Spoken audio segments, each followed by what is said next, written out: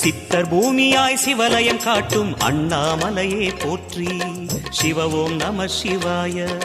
பக்தர் நெஞ்சினை சிவமயமாக்கும் சிவபெருமானே போற்றி. ஹர ஓம் நம சிவாய.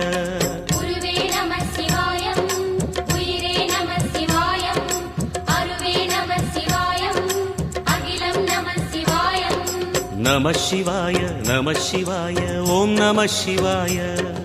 நம சிவாய நம சிவாய ஓம் நம சிவாய.